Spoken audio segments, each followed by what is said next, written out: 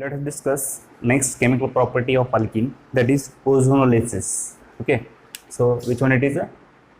Ozonolysis. So what is ozonolysis? When alkenes it will combines with ozone, first you will get the structure that is ethylene ozonide. You will get the structure generally you can say the ozonide.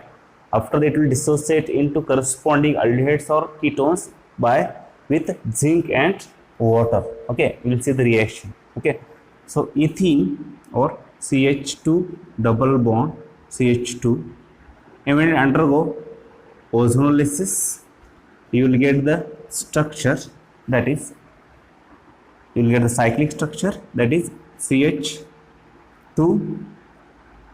CH2. Okay, in this case what happened, this sigma bond and pi bonds both are broken here. Okay, and you will get this structure.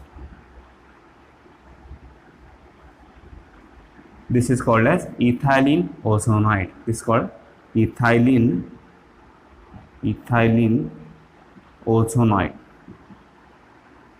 Okay, so what happened here? See, ozone structure. Here is O. Here is their double bond O2. It will dissociate into generally ozone. It will dissociate into O2 plus nascent oxygen. That nascent oxygens will come here.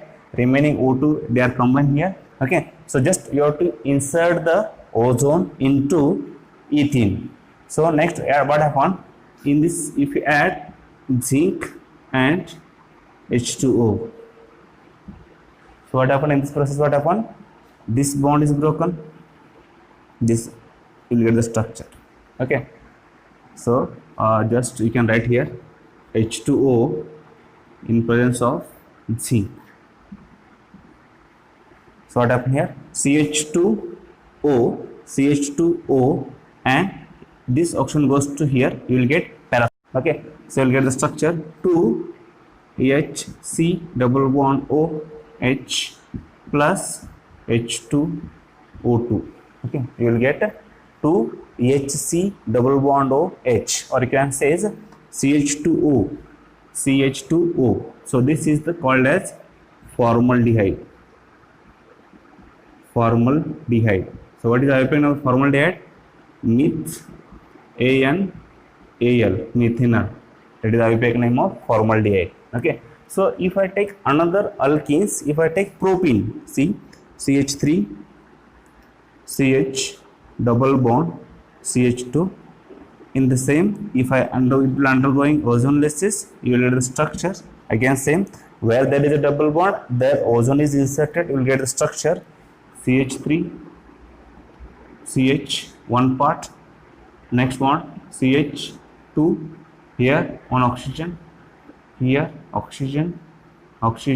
Okay, so next what you have to remove, you have to break these bonds like this. You will get the structure in presence of H2O and zinc.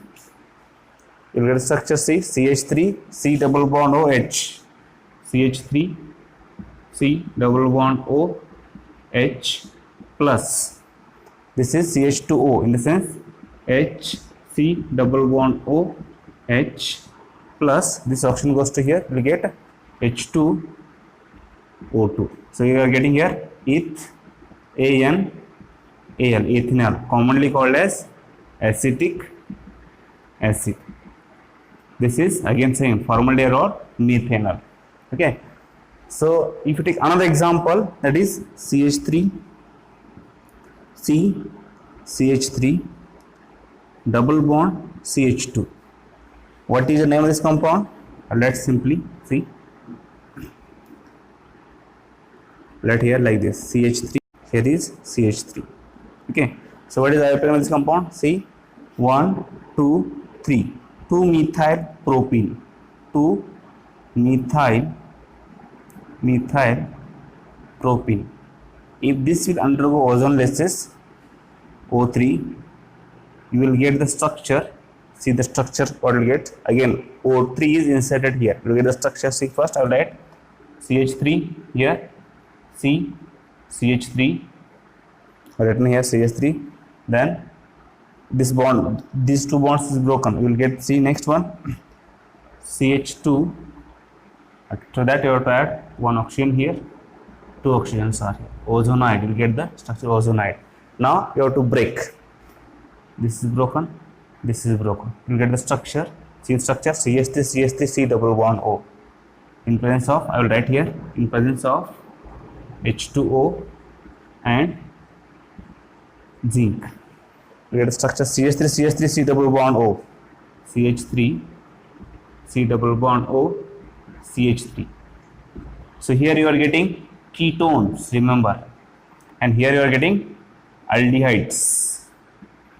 Okay, so we can prepare aldehydes and ketones by the process what is called as ozonolysis. Second structure C double bond O H, HC double bond O H plus H2O2. This again what you call as formaldehyde or methanol. Okay, so if you take propene, you will get aldehydes. If you take 2-methyl propene, you will get mixture of aldehydes and ketones. So that is a specialty of ozonolysis. Okay, when alkenes react with ozone, you will get aldehydes and not ethylene, it will be different alkenes. When alkenes react with ozone, you will get aldehydes and ketones, remember.